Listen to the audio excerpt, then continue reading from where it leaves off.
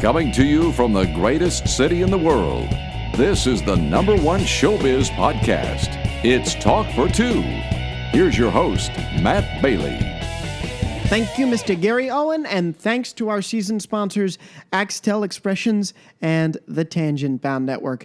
Today is really awesome because my two worlds collide in a huge way on our season return. Talk for Two welcomes two more celebrity guests, and they'll be performing at my college in the Schimmel Center for the Performing Arts this Saturday, February 6th, at 7:30 p.m. Michael and Kevin Bacon form the Bacon Brothers.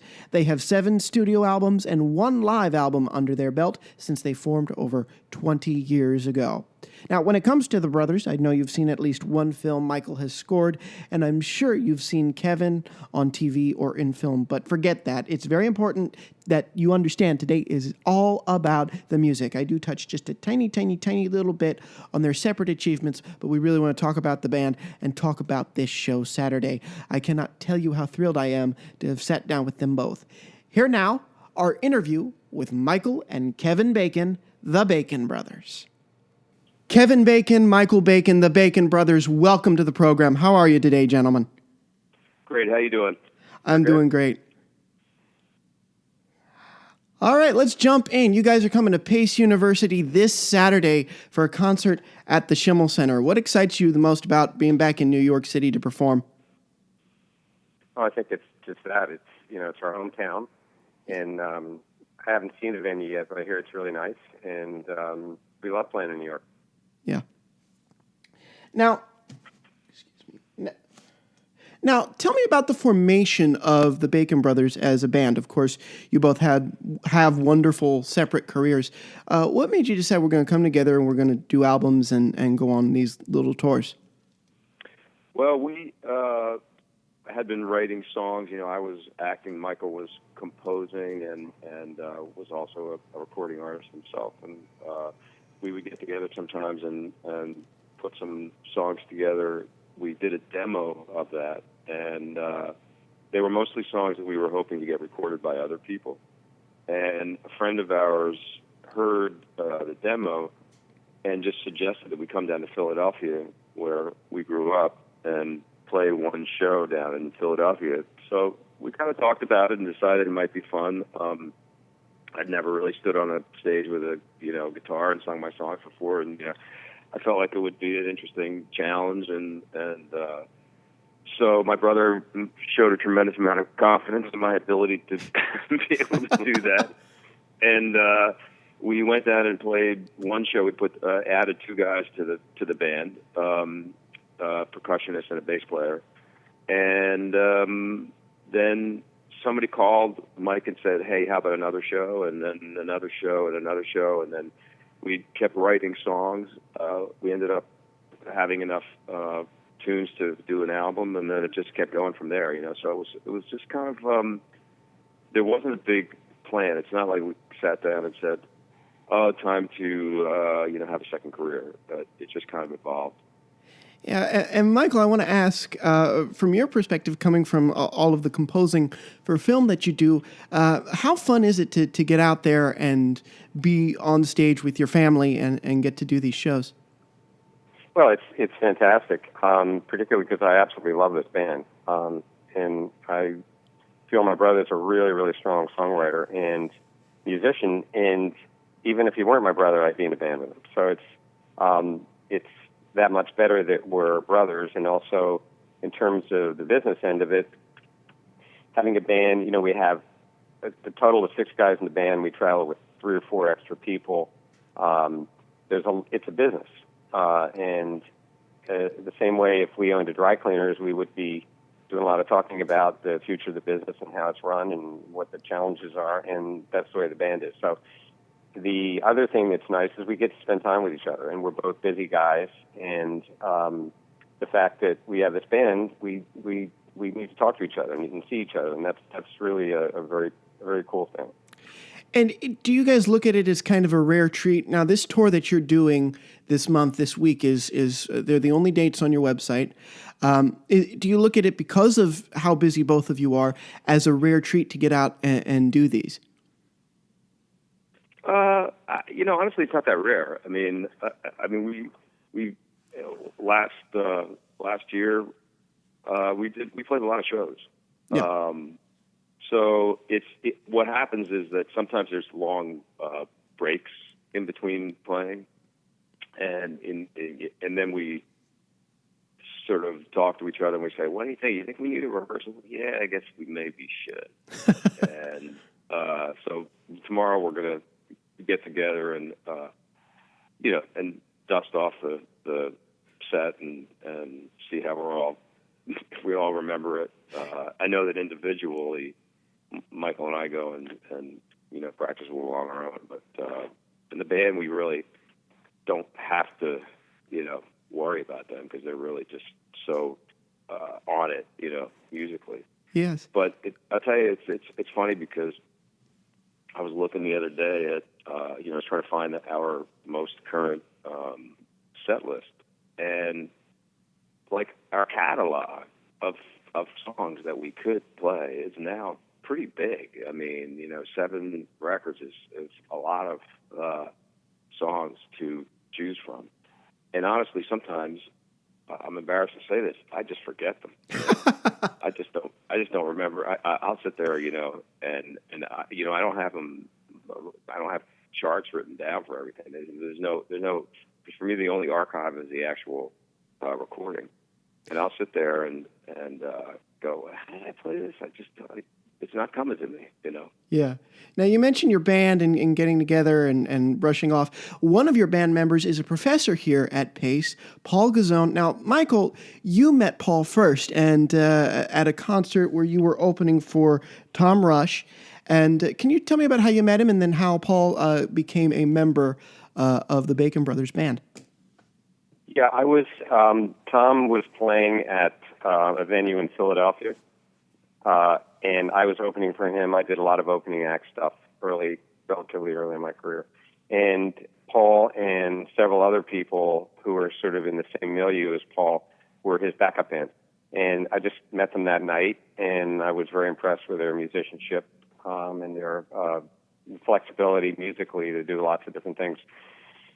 So when we decided we were going to do this one show in Philadelphia, I guess this is 94, 95, something like that, they were the first people I called because I didn't want to go full tilt rock and roll band.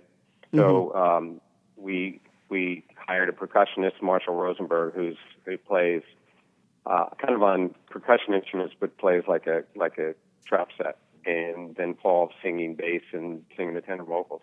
And that was the band for a couple of years until we made our first record. And on the first record, we had drums.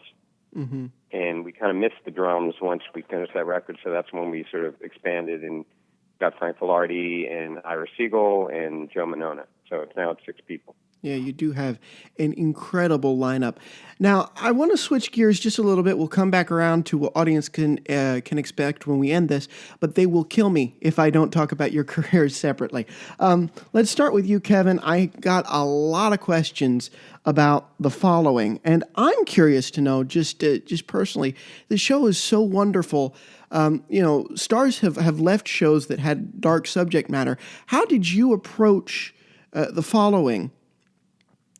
To make sure it didn't affect you. Oh, I see. Yeah, I've been an actor for a long time, and I just know that that's going to be part of the deal. I mean, the kind of part that you're doing, the kind of work that you're throwing yourself into, is consumptive, And the difference in the following that really was new for me was the amount of time that I spent as that character. In a movie, there's a lot more kind of waiting around, and oftentimes in my career, especially recently, I'm not in every single scene. Mm-hmm. So the following were long physical and emotional hours, for months at a time. Yeah. And that definitely is, takes its toll. On the other hand, it was also great and exhilarating, and I like physical, emotional challenges in work, and I have a lot of energy, and so I enjoy doing it.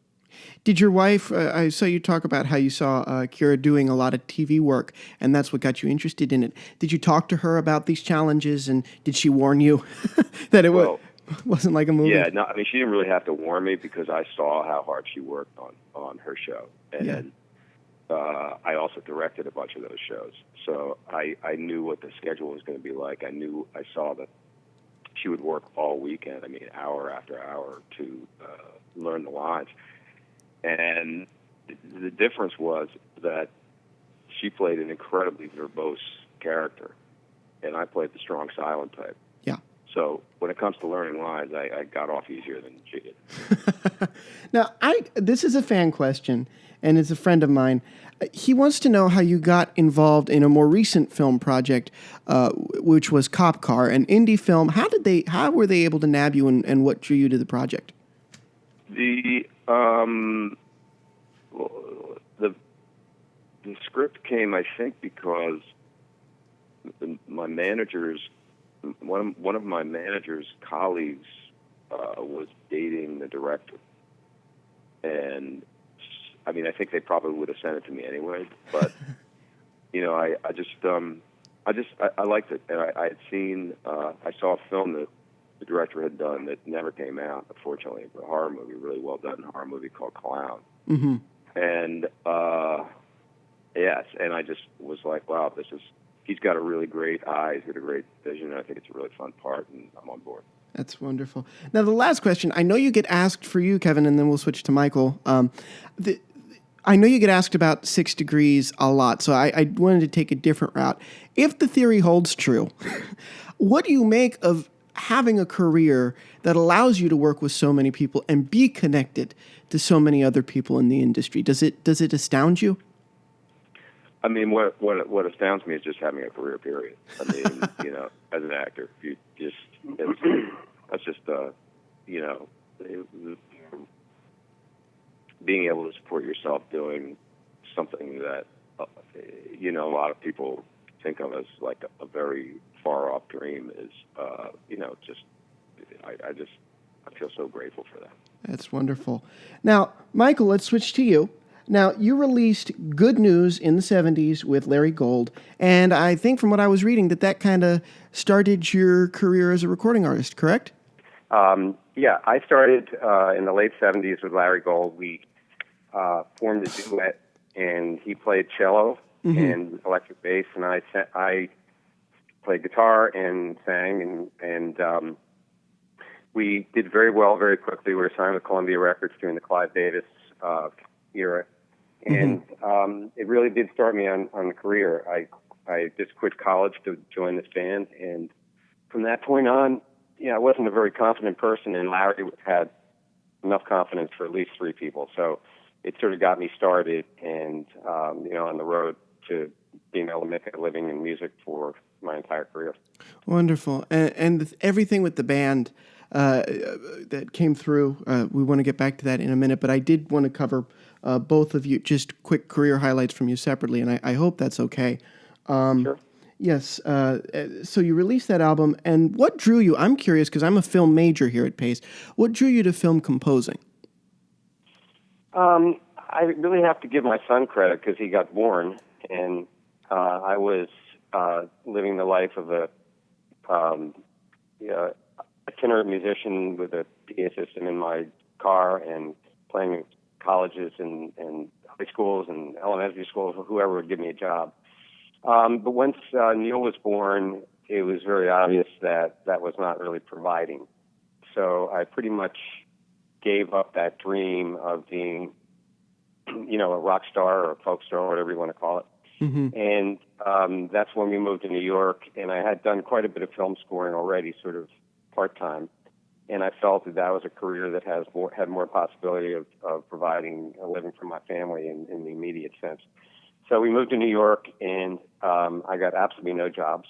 And I borrowed money from our father, to pay for my apartment for a year, and had no prospects. And then a fellow named David Grubin had just fired a composer and was needed to find somebody really, really quick who could write songs and also orchestrate. And I walked into his office, and he trusted me and gave me a job. And from that point on, every job I have in film and television composing, I trace back to David Grubin, initial job.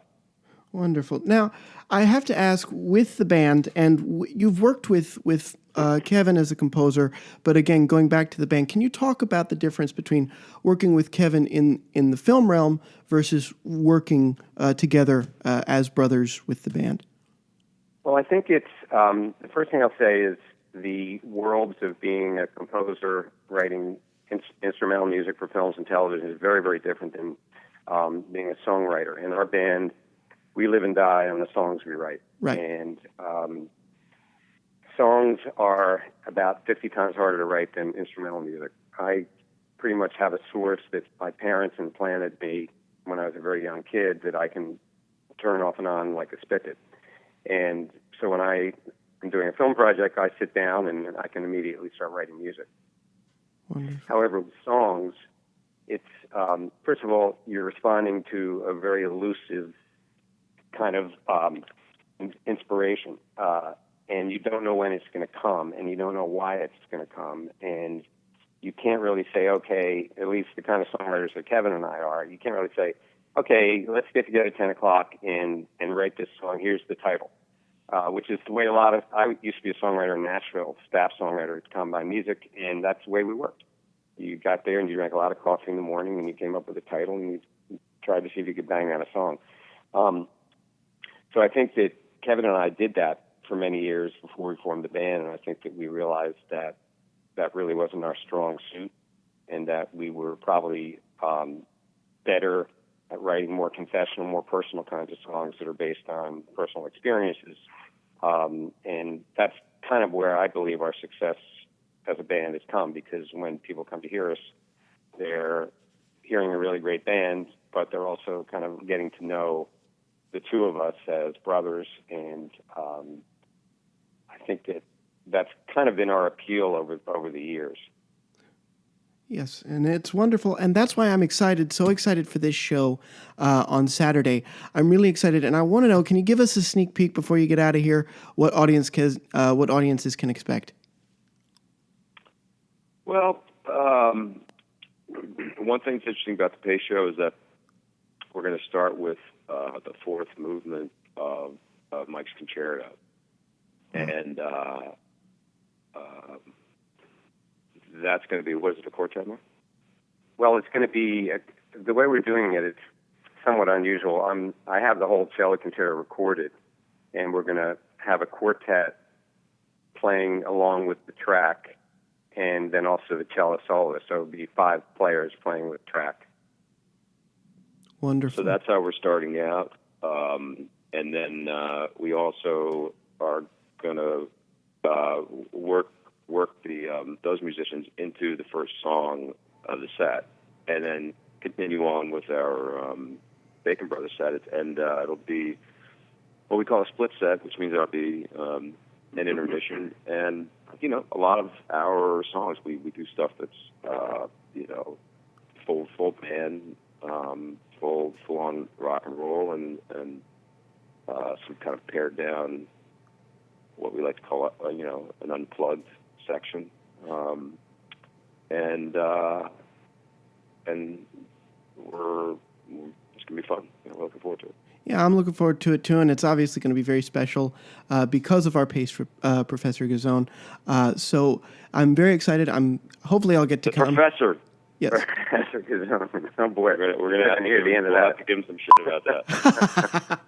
I'm excited. I actually, as a film major, I haven't met him, but I've been doing some reading on his work with you guys, and I can tell for him this is going to be a great day. And I hope you guys enjoy your time here. I hope we're going to roll out the red carpet for you guys, and you'll find that our students are a lot of fun.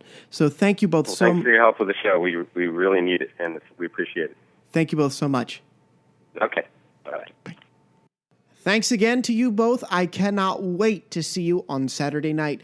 Tickets are available at schimmel.pace.edu. Once again, student tickets are available in person at the box office for $10. But students, any college kids listening to this, hurry. They are going really fast. I got mine today, and There was just a few left. I'm lucky I got there. That's it for us this week. Thank you again to our season sponsors, Axtel Expressions and the Tangent Bound Network. Stay tuned to Talk for Two. That's TalkForTwo.com on Twitter and Facebook for more. Reach out by emailing talkfor2cast@gmail.com and talk about us using hashtag Talk42. Signing off for Talk for Two, I'm Matt Bailey, reminding everyone out there to keep talking for two. You can hear more show business interviews with the stars at talkfor2.com, where you'll also find one-of-a-kind products to improve your own show. That's talk, the number 4, TWO.com.